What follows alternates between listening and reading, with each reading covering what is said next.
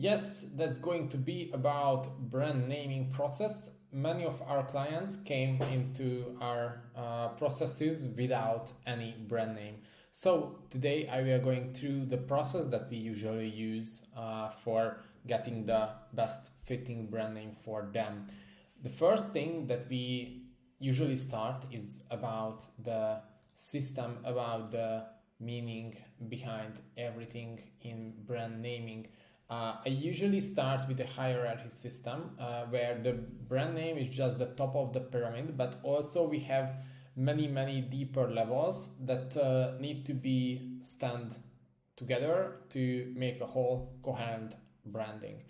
First, we have the brand name in the top, as I said, and also then we have the slogan or the key message or key messages when it's a starting brand behind the name. That's also help to put the values or put some extra in it. Then we have the value proposition, that's a bigger thing, and also we have a narrative where, for example, usually that's why people said the elevator pitch. So we here in the narrative need to tell our story in 1 minute, in 3 minutes, 5 minutes, 10 minutes, half an hour, or in a 3-day workshop as well. So then, as we defined everything about our narrative, we need our value proposition. So we need to know what we are standing for, what our values, what we are providing to other people or outside the world, either it's B2C or B2B. And then when we know that, then from this we can create the slogan or we can create the key messages. Usually when you didn't craft it before, a slogan or a key message, that can be hard, or it can be something like you giving a birth to a child, and usually people think about that like if it's written in stone and you can't change it later. But the good news are you can choose a different key message or different slogan later on. So for that, to define the slogan or the key message, not the same feeling with the brand name, because the brand name you just can choose it once, and then it's so hard to navigate to other brand name because you reserve the domain, you will tell it to everybody, and it's not as easy to change than the slogan or the key message. These key messages or slogans can be something when you start, and after half a year or after some months, if it's not working well or you need to change something in it, then you can do. I also recommend to start using the slogan or the key messages in the online sphere, and then if it's not working as great, then you can change it easier. If you using it outside in billboards or anywhere, it can be harder to reprint everything later on. But what makes a great brand name? The basics here is that needs to be rememberable, quite short and easy to pronounce. It can be a great test if you call somebody and you tell the brand name to somebody at the phone. You don't need to pronounce it by letter by letter, and it's easy to understand and easy to remember as well. So if I hear a lot of brand names and I'm talking with people all day, then in the end of the day, I need to remember it, and I need to tell it to somebody so easily without any thinking. And then the next one is that online available. You can find existing domain with an ending that you need. Also, you can find fitting social media in TikTok, Instagram, YouTube, LinkedIn, everywhere where you will plan your communication in the next few years. Because if somebody is already to this domain, then it's a problematic feeling. But because there's many brand names out there, it can be something that you can find the brand name with your niche, or the brand name with the most common things that you can use the brand name or the slash brand name or brand name official brand name dot something that is about you, and then it needs to pass the search test. So if you write the brand name into Google or into YouTube, there won't be many competitors came in with their same exact product as yours. Also, it needs to tell a story. It can be a short story or can be a longer story, but if somebody will ask you, and yeah, they will ask you, mostly if some years passing by, usually as I see that our clients get asked by the customers, by the market, um, by the television or the radio reporters, that what's the story behind your brand or behind your brand name. And it can be a better situation if you have the story and you can tell something else than just I wrote it to the name generator and it puts out something. It needs to stand out. So if you list out your competitors, then or the products that's already in the market, it need to stand out from them. And then you need to make it brand language compatible. I mean by that, like you need to use it many variations. For example, in my case, the name scale can be expanded to brand language. Like I can say that my clients are scalables. I can say scalability. My teammates are scalers, and then you have many things that you can put there. Or I can play with the scaling, growing, upscaling, and everything that is related to the name scale itself. And then the next one is avoid cliches. So figure out a name that not overused. Not everybody is using that in every corner. So you can think about, like, in every city, what kind of names are the most common names there. For example, here in Hungary, every bakery have a name from a woman's name, or it's like the shapes lately. And then it needs to be cultural friendly, so you should check it out that not be any problem with this name in the global market. Then I wanted to talk about a bit our own examples. For example, I gave the name Carries for Slovakian company. They um, do freight logistic, and they also have B2B and B2C partners as well, and they care about a lot about from the farm till the kitchens with the vegetables and with all the products. So we wanted this care word sit somewhere in there, and after many playing, we ended up with the name Carries.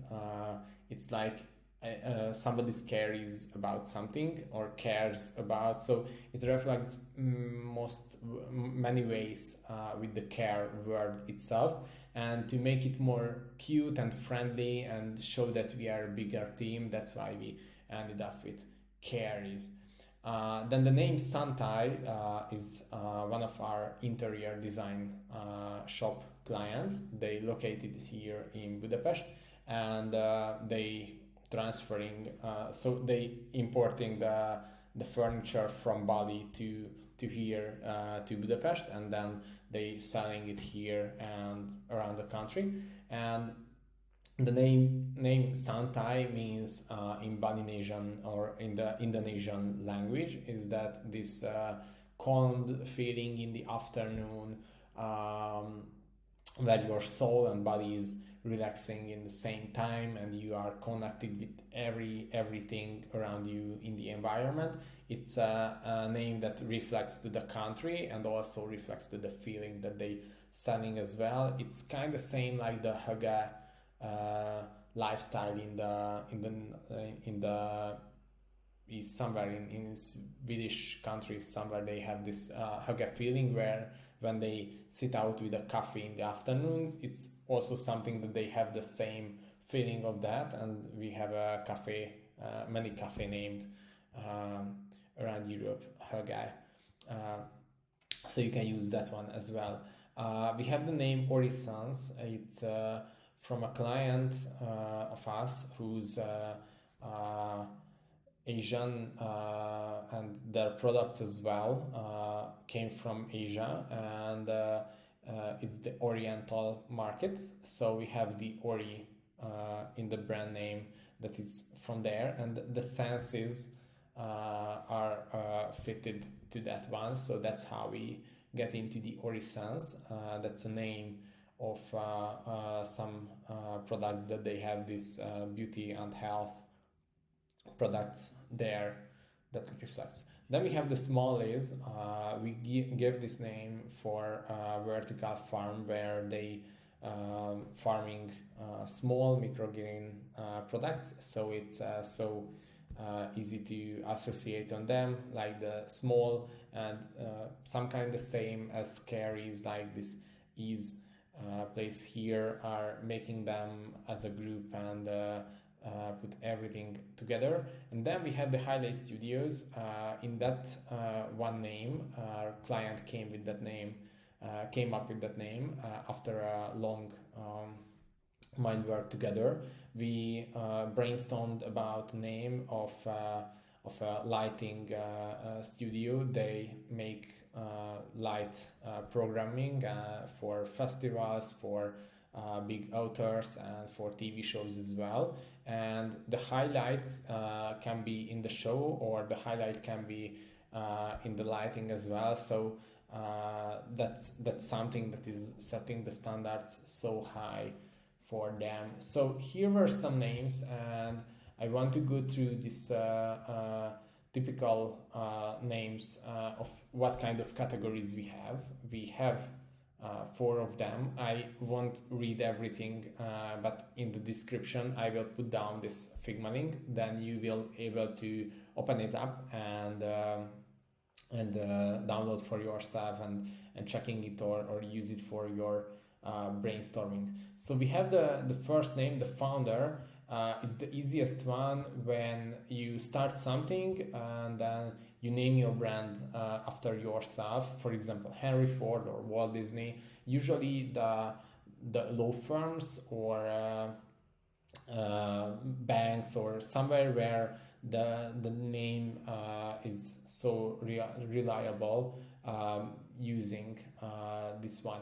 The best part of that is that you can brand it after yourself, and you don't need to make your personal brand and also make the brand as well. That's why usually the lawyers doing that, because they usually start alone, and when they growing their offices, then you already knowing their name, and it's so prestigious. Also, you can choose this founder kind of name if you want to give some feeling there. So for example, that's why some companies making this founder kind of names based on that, what is the meaning behind that. So if you make a stylish or fashion product, it should look like Italian or French or something like that. For example, that's why most of the beauty products sounds French, because they have the association of the beauty, meanwhile the Italian have the association with the fashion. Then we have the inventive names, for example, Google or Kodak, or what I told you before, the carries or smallies. That's when you invent a name from scratch, or you want to figuring out something that is can connecting with your market. Then you have the merged words. For example, the Microsoft is the microcomputer. That's when you put some names together. That's from my examples, the Ori sense, when I put together the Oriental and the senses, and then we ended up with that name. You can also trying with that. It's so easy to develop because you need to list up many products and many names, and then you can matching these names all together. Then we have the blend or compounding. For example, the Pinterest. When you blending these names, it's kind of the same that the previous one, but here it's a bit more associative than the before one. And then you can also have the descriptive. It's so memorable, and it can associate it to something that is what happens there.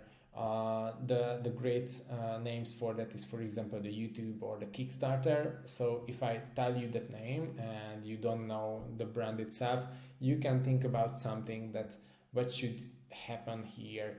And also here you can use really great associations or get the associations from another market and put it to your market, because in your market the word can have really great new meaning. Then we have the acronyms. When we put together the words, and for example, instead of International Business Machines, we use IBM. Usually the governmental offices have this mosaic acronym names for everything. It should be cool by namings. So if you have a word combination or some letters that you want to combine, you can think about reverse engineered. So you have three characters next to each other, and you list up the words that can match with this to your values. Or when you listing up your values while making the brand proposition or value proposition, then in that place you can choose the first letters from these words, or use the synonyms of that words, and you can mix up that something. It also gives a big company feeling when you using this kind of method. That's why it usually used by big companies. And then you can use the foreign words. That's, for example, the same as I used in Sentai, where you get a name from another language and put it to your brand name, and then the story is already completed. And then we have the metaphors. For example, Evernote, Shell, Red Bull, or Puma. When you associate a thing, or for example, if you associate the Red Bull with the power and unstoppable energy, then it's a great metaphor for using that to your name. So that was the 8 topics, or 8 different variations that you can use when you make or craft a brand name. But I recommend you to think about what is the one that fits to you by category, and also after you build up your value prop and your narrative, after just then start working on that. And some great topics that's also so important is that you need to sell it to your team. So many of our clients are already trained by that, to not just showing it to the team that will be the new name and that's all, because that will be something that you think about 10 or 20 hours long, and then for somebody is just you putting a word in there and they can't understand it, or many places they can associate something different than the actual meaning that you want to. So you need to tell the narrative or the story, and then you can tell the brand name, and also you can show it somehow visually if you not have a logo yet. So yeah, story first, name later, and it's will like giving a birth. So it's not that easy. It's not like you just sit down and the name is come. Sometimes it happens with me as well, but in many cases you need to sit down, think about that, get frustrated, put it away, and then sit down next time, and then maybe after some weeks you will be able to have just that idea under the shower or somewhere else. So have a great process with that, and don't forget to enjoy it. If you have any questions, I'm happy to help. Just reach me out.